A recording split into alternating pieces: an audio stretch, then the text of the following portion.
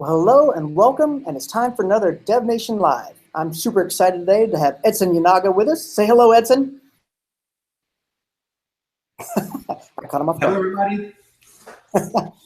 So Edson Yanaga is with us today. He's specifically going to be drilling down on zero downtime database migrations. So for the world we're living in now with cloud native computing and people working in containers and microservices, we tend to forget about that little old monolithic database that we all have. And I got to tell you, the presentations I deliver, I tell people the database administrator will hunt you down and kill you, right? That's a common problem. But Edson's been traveling the globe for the last several months and studying this particular space around data and data within the context of this new world of DevOps, new world of microservices and cloud native computing. And he has a lot of great tips and tricks and techniques to talk to us about. And Edson, I know you also wrote a book on this topic also, so I imagine you'll talk about that as you get to your session. So at this point, Edson, take it away. Okay, thank you very much, Burr. Well, it's a great pleasure for me to be here talking to you at DevNation Live. I hope you can enjoy the content I'm presenting today. And let me share my screen. Okay. I hope that you all can see now my presentation. And as Burr said, today we're going to talk about zero downtime migrations, and particularly how can you update your database schema with zero downtime migrations, which means that you'll be able to roll out new versions of your applications without disrupting your users into production. My name is Edson Yanaga. I'm a director of developer experience at Red Hat. Just in case you want to follow me, my Twitter handle is @Yanaga. And I talk a lot about DevOps, microservices, particularly like data in a microservices world, Java and software craftsmanship, and other subjects too. I'm also a Java champion and a Microsoft MVP. And the book that Burr was talking about is this one, Migrating to Microservice Databases. In February this year, I was able to release this book from Riley. And just in case you want the electronic version of the book, Red Hat developers has bought the royalties of the book, so it's available for free. If you just go to this URL, you'll be able to download the electronic version. Or if you don't want to type all of this, you can just go to my Twitter profile @Yanaga. The pinned tweet has a link to the book, so if you think it's easier, you can go there and check the URL too. So all of the things that I'm going to discuss today, they're available in chapter 3 of the book. So I'll be talking about zero downtime migrations. But today I'm going to show you something that it's the first time I'm presenting to an audience. How can you do that in Pratt? So today we're going to demo how these zero downtime migrations work in Pratt. So just keep tuned so I'll be able to check that. And if you want to start this discussion about zero downtime, so I have to tell you that the single requirement for zero downtime deployments in your production environment is for you to have a blue-green environment. And when you have a blue-green environment to perform blue-green deployments, it means that you're going to have like 2 equal production environments, and you will be very likely having 2 different versions of your application running at the same time in production. So when we're talking about the code, it might sound like easy because this kind of blue-green deployment scenario is the things that we've been doing for the past 5 or 6 years. Today, we might have much more advanced deployment scenarios. If you're using platforms like Kubernetes and OpenShift, you'll be doing like canary deployments or rolling upgrades. But sticking to the simplest, blue-green deployments, this is the single requirement for you to be able to achieve zero downtime. But if you think about that, having 2 different versions of your application running into production, regarding to code, you might be thinking, it's not that hard. But if you think about state is definitely much harder. That's why I like to say that with code is easy, but state is definitely much harder. And when we're talking about state, you can have like 2 different kinds of state. You can have ephemeral state, which is a kind of state that you usually store in HTTP sessions. And you also have a persistent state, which is kind of state that you usually store in a relational database system.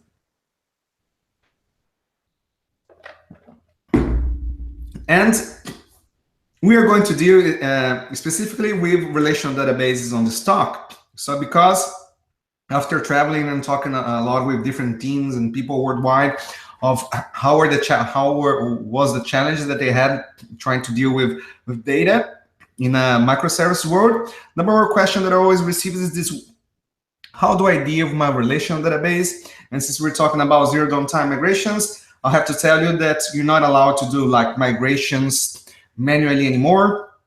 And to give you a technical term, migrations is the term that we use in the database world to say that is the set of SQL statements and possibly code statements that you need to apply to transition your database schema from one version to the other. Okay, this is the concept of database migration. So if you're used to like emailing your SQL update script to your DBA through the night, or if you're used to attaching that to a Jira issue, you're not allowed to be doing that anymore. You have to automate everything. And just to show you two tools, these both Flyway and Liquibase, these are the most popular database migration automation tools in the Java space. Not just because they're in Java, but I just learned that they're very popular for other kinds of developers too, except from the guys from the Ruby on Rails world, because Ruby on Rails has their own built-in migration tool. But if you talk to PHP developers or Python developers, or even .NET developers, you have many people using Flyway and Liquibase on their deployment pipelines to update their database schemas automatically as they release new versions of software into production. So how can we use these tools to achieve what we call zero downtime migrations? So if you want to achieve zero downtime migrations, I have to tell you that if you have two different versions of your application running at the same time into production, they must be back and forward compatible, which means that your database schema must be compatible with the next version and the previous version of your application. And it also means that we're not allowed to have migrations with like 100 SQL statements at a given moment.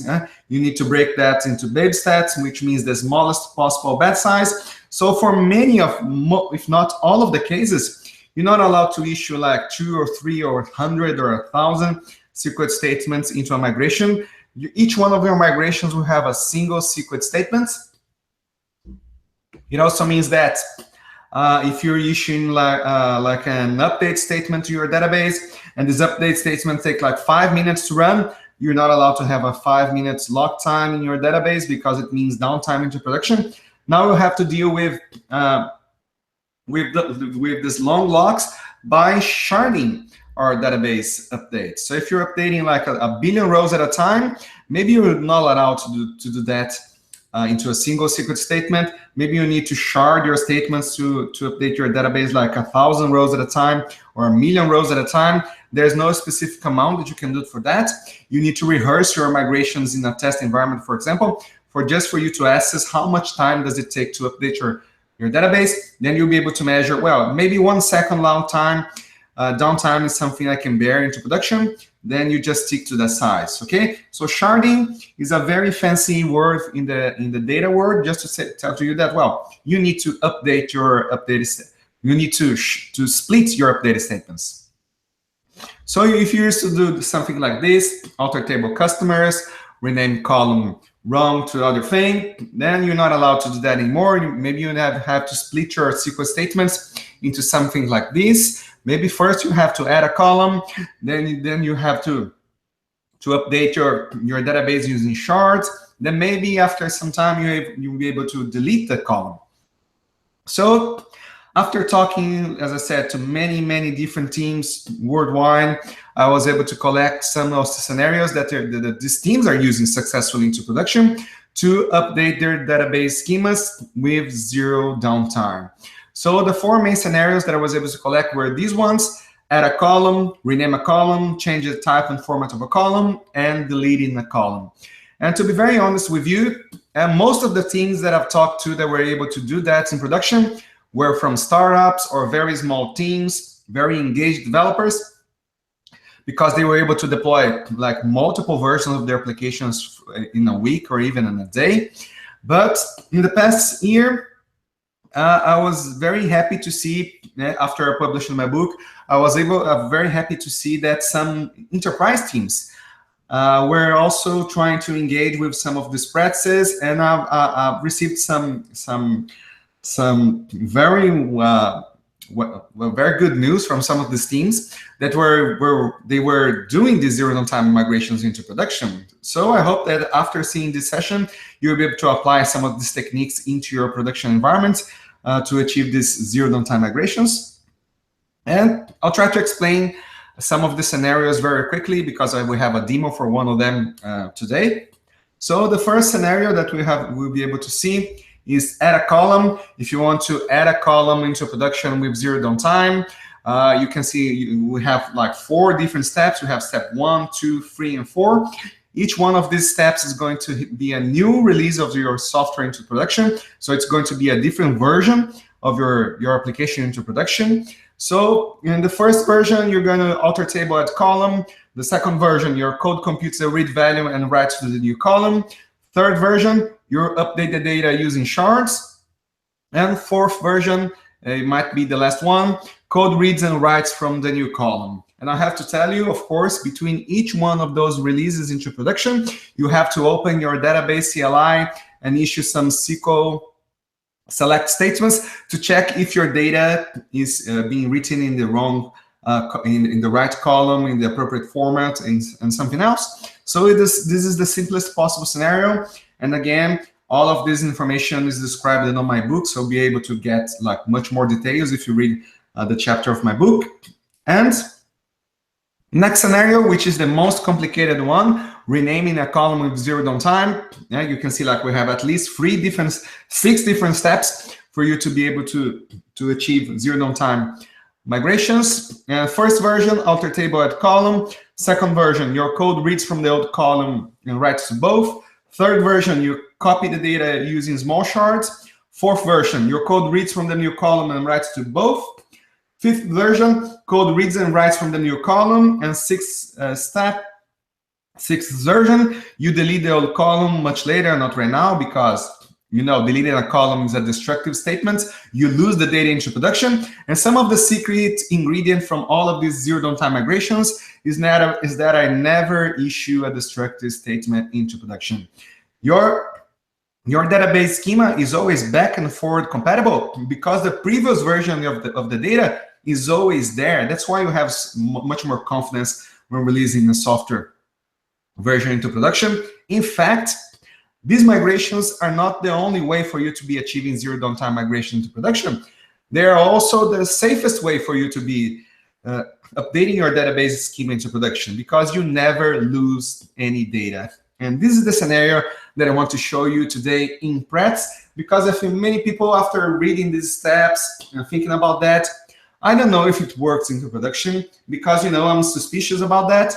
And I wanted to show you a very nice demo. How can you achieve that? Because I'm not the only person saying that it works, because as I said before, I've collected these practices from many different teams worldwide, and they are using these steps. They are using these scenarios successfully into production. So let's see how can we achieve that into production too. So now I'm going to show here my project. I created a very simple wildfly swarm project using some domain-driven design techniques, which will probably be the subject of another session that we'll have later. So here I just created a customer class, and that's an EJB, JPA, JSF application, which is basically a CRUD for a customer entity. And this customer entity, it has some fields, it has an ID, it has a name, and has a surname.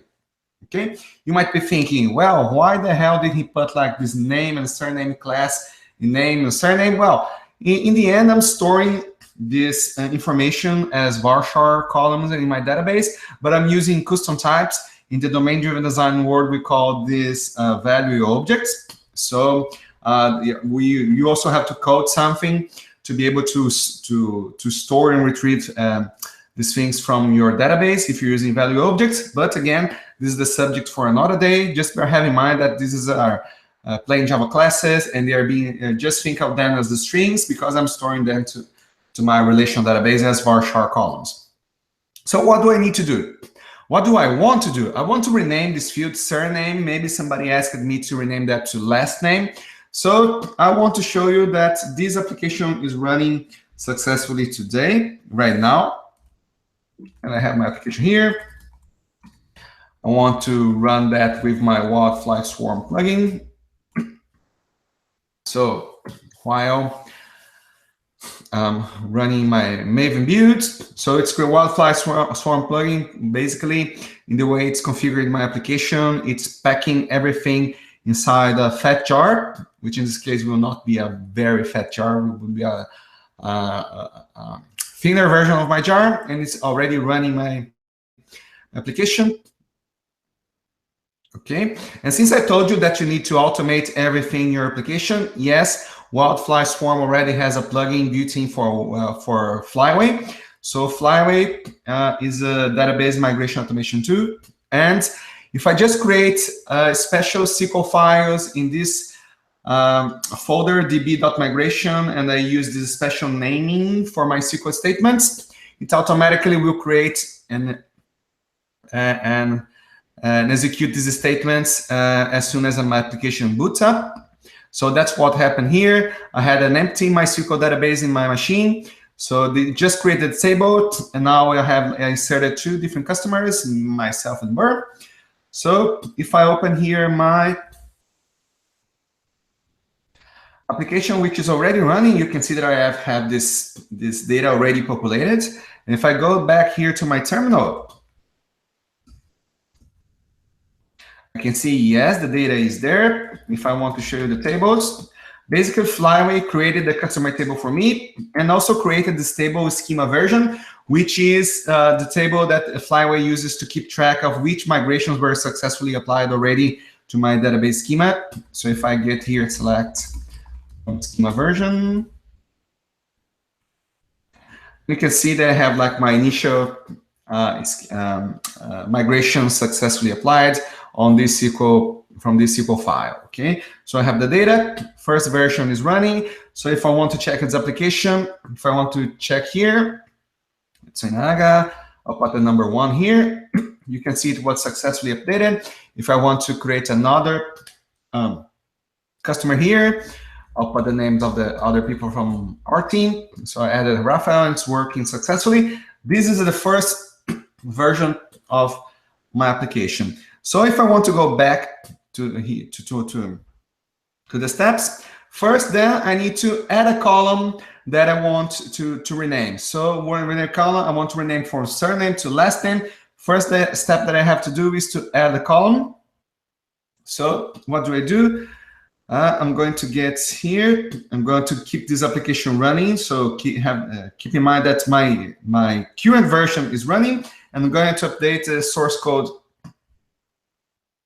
there. So I'm going to alter table, add column, and you know I want to be very cautious about that. So everything that I'm doing right now, I already committed this application to Git and it's available on GitHub. I'll share the link later, or maybe Burr already shared the link on the chat. So here I'm going to, I tagged some of the versions. So I had version 1. So I'm going to check out version 2. And let's see what changed here in my application code. You can see if I come back here to my customer class, I didn't have change anything yet, but I just added a second migration to my application, which is the add last name column. So first, I'm going to modify the surname column because currently it has a not null constraint. I'm going to remove the not null constraint, and I'm going to add the second column called last name to my database schema. So that's the only change that I performed here so far. And let's run this application into production. Let's see. Now I want to do the same. Swarm run. So now we still have like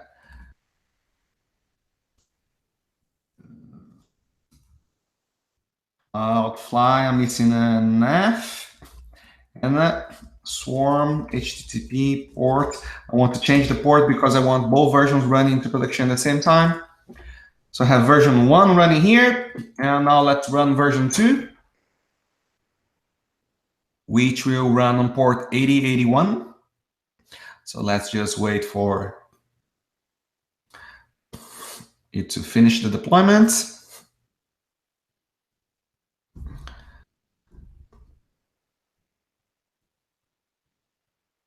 If you want to know, usually Warmfly Swarm starts much faster, but since I have a lot of things running in my machine, and I also have this Hangout running on the background, it takes a lot of CPU.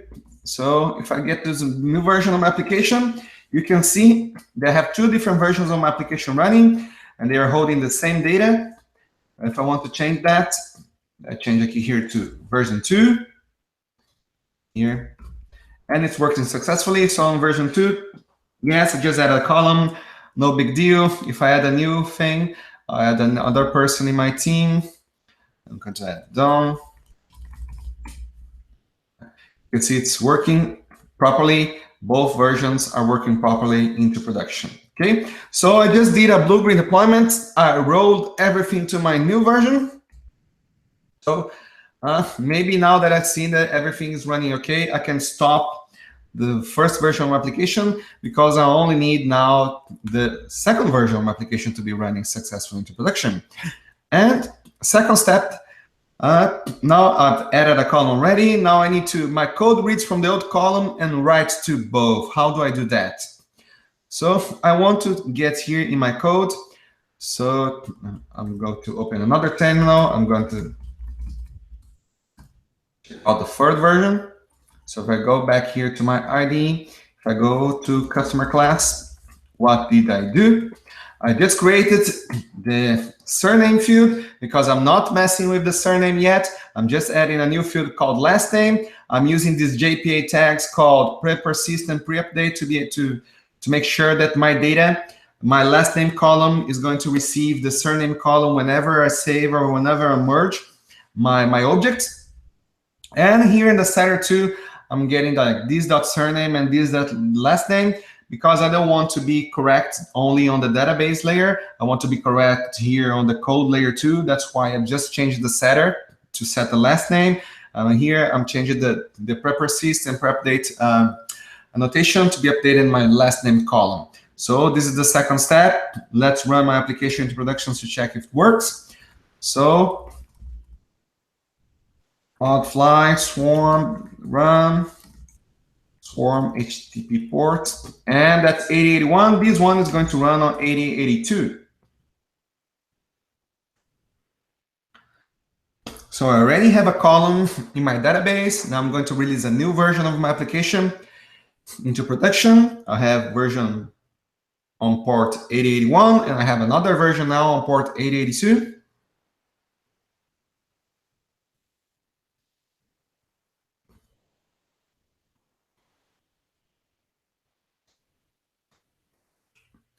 Okay, now it's running. So you can see here, I'll check this. This version is still running successfully. Now let's go to 8082. So you can see this application is running, at least it's reading from the database, but let's see how it works when I try to update that. I'll try to update myself. And you can see data successfully updated. If I check that here, it's running too. Let's see what's happening inside my database. So if I select everything from customer, you can see that whenever I update or whenever I create a new one in my application, it's going to write both surname and last name. So updated Edson. So now I have the updated value in both surname and last name columns. Let's try to create a new customer here. I'll add Kamesh. So you can see I add a Kamesh on my new version. It works successfully. If I get back here to my old version, it's working properly too. If I go to my database, you can see that all the updated records and all the new records, they are already right into both columns. But the old columns, the old rows, they still have a no value in the last name because nobody's updating that. So that should be our next step. Everything is running properly. So, well, I just rolled out a new version of my application. Now I can stop the previous version from running. I'll stop this version from my application. And I'm at version 3. Let's now check out version 4. Now, since that I'm in version 4, let's see what changed here. I'm going to update my database using shards. Since I only have like 5 rows, it's not big enough for me to be sharding. But just have in mind, if I have a billion rows, I will have to split everything that I'll be doing right now. So in this version of my application, I'm going to update the customer, set last name equals to surname. I'm going to roll this migration into production, okay? So let's run wildfly swarm. And now I'm going to run port 8083. Let's wait for that.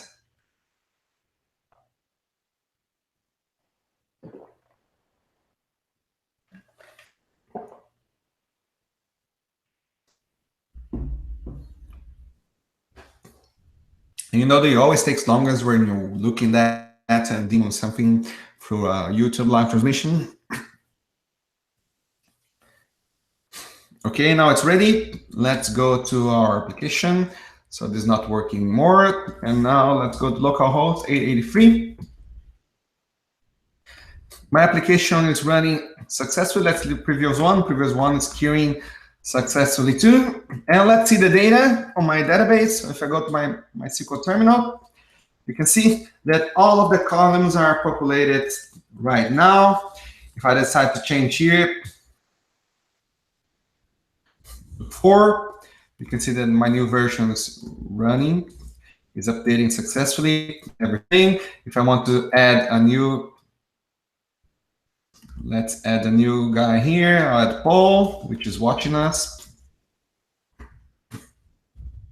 If I add Paul, it adds successfully on both versions. And if I go to my database, both of my versions are reading and writing the same thing from both columns. So that's the version that I wanted to show to you.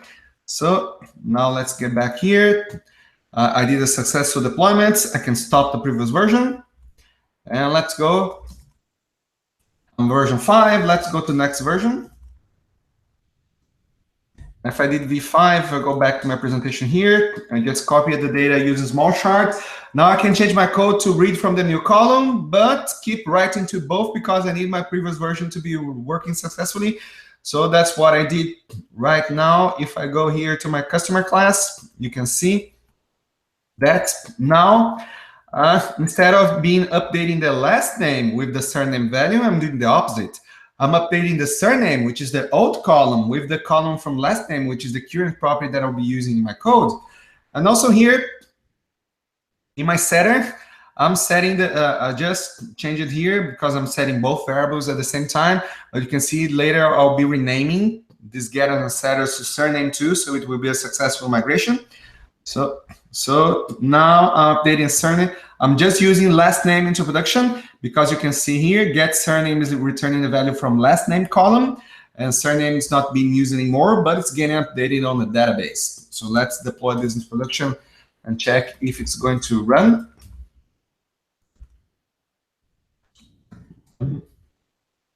This one is going to run on port 884.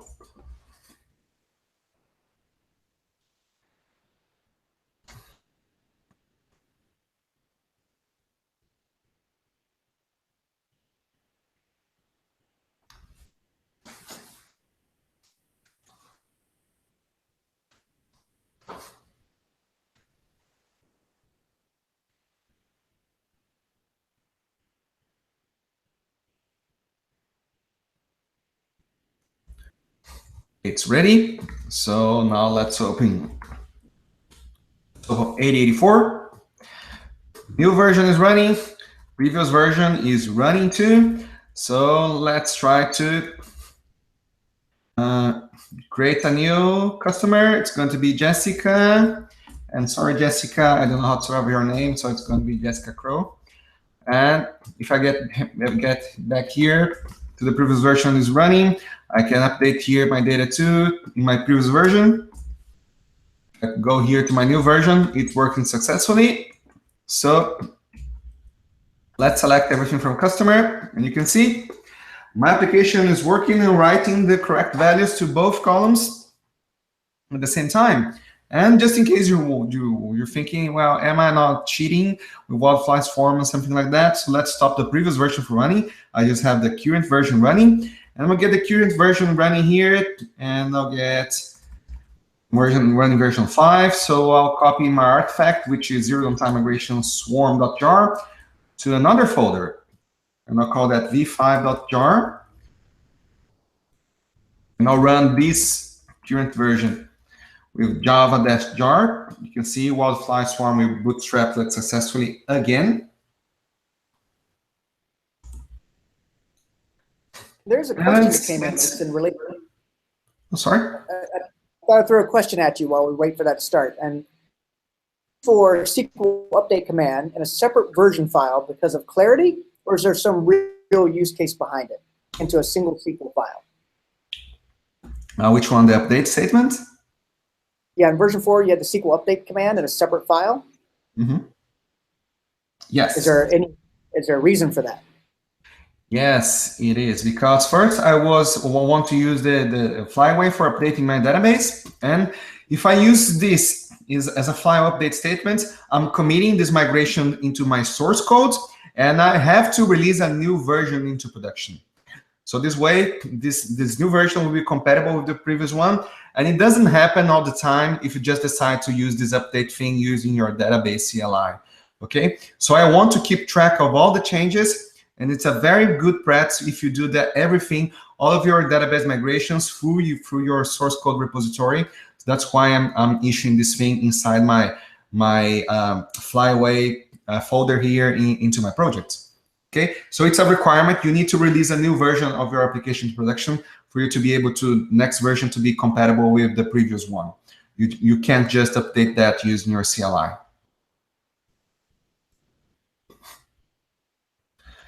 Okay, so I have a new version. So let's get to the last release, which is my code reads and writes from the new column, which means everything is working perfectly fine.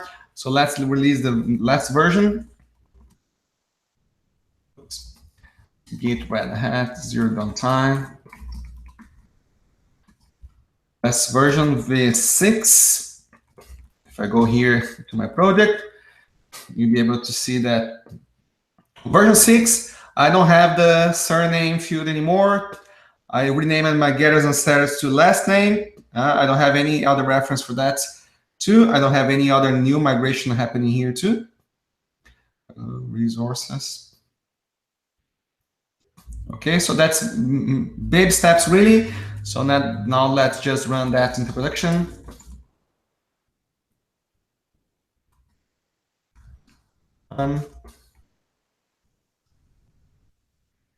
Remember 85. Oh, this one I didn't give the parameter, so it's running on 8080. So previous version running on 8080 and latest version running on 8085. Let's wait for it to deploy. We're almost done with the demo.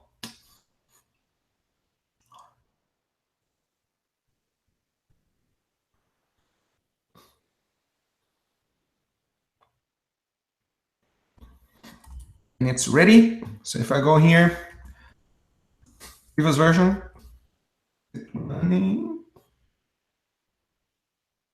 8080. Where's my application? Okay, I'll get to my previous version. Swarm HTTP port 8084. Let's go to the latest version, which is 8085. You can see my latest version is working properly. Here, It's up already. It's ready. So if I go here to 884, previous version running successfully too. But you can see if you go to my previous version, and I create another person from the team. I'll put Andrea. It's running. If I have select from customer, it's writing for both. But if I get to my new customer and I get to update and create a new customer here, I'm going to add Sarah. Both are running successfully into production. You can see everything is fine. But if you go to latest version, it's not writing to the previous version, to the previous column anymore, surname, because it's not needed. But both versions, previous one, a new version, are working properly into production. And as I was showing to you, everything is working successfully into production. Now that my code reads and writes from the new column only, I can much later delete the old column, but I never delete now because, you know, maybe I need to roll back my application to the previous version. So I'm just going to mark my version for deletion because maybe the DBA on the maintenance window, he or she will be able to delete the column because after performing a backup, okay? So that's the most complicated scenario, renaming a column. And I hope I have shown you that I've done that successfully, running different versions of my application into production. And I have other scenario here, change type and format of a column. And if you can see a pattern, change type and format of a column and rename a column. These are exactly the same steps. So everything that I did right now, you can do that if you want to change the type and format of a column too. And last scenario, delete a column. No, you never delete a column into production because that's a destructive statement. You lose the data. So you just stop using the read value, but keep writing to the column because you know your previous version might be needing that. In a third release, you maybe, if everything went well, you might be able to stop writing to the column. And again, if everything went well again, maybe you can delete the column later. You can just mark the column for deletion, and your DBA will be able to do that. Okay. And another question that frequently arises is that, what about my referential integrity constraints and not null constraints too? There's no easy answer for that. You have to drop everything and recreate these constraints when the migrations are done. So just as I removed the not null constraint before, if I wanted to have another step to my migrations, I would just add like a modify column and add the not null constraint back again to my application. And if you want to check what I did step by step in all my source code, I tagged each one of these versions of my applications on Git, and I've uploaded this the source code on this Git repository, github.com, Yanaga, Zero Downtime Migrations, so you'll be able to check everything that I did right now. And that's what I wanted to show you today. I hope it has been like very productive 39 minutes of your life, and I'm ready to answer any questions that you might have for me. Well, Edson, we're totally out of time as far as the session goes, but I do want to leave you with one quote, a fantastic quote that we got from Roberto. It's, in fact, the main challenge when moving to microservices, which answers the question of what to do with this monolithic database, how can this be done, etc. Read the entire book. It is excellent. So Roberto obviously loves your book. And again, I also highly recommend it. And people can grab it from the link that we provided in the chat. And of course, we can all tweet it out as we can. But I thank everyone so much for your time today. We try to keep these things relatively short and sweet. Ed's an awesome job on the demo. I really love it. And then this recording will be available to the masses at large on YouTube almost as soon as we hang up the call today. Thank you. Thank you. See you in another session.